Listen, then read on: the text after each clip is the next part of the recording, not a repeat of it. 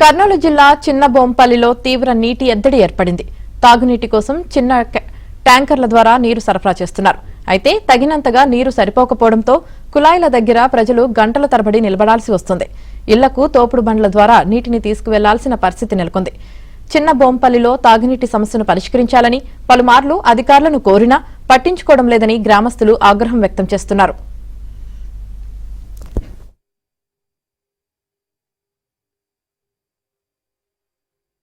కర్నూలు జిల్లా చిన్నబోంపల్లిలో తీవ్ర నీటి ఎద్దడి ఏర్పడింది. తాగునీటి కోసం చిన్న ట్యాంకర్ల ద్వారా నీరు సరఫరా చేస్తున్నారు. అయితే తగినంతగా నీరు సరిపోకపోవడంతో కుళాయిల దగ్గర ప్రజలు గంటల తరబడి నిలబడాల్సి వస్తుంది. ఇళ్లకు తోపుడు బండ్ల ద్వారా నీటిని తీసుకువెళ్లాల్సిన పరిస్థితి నెలకొంది.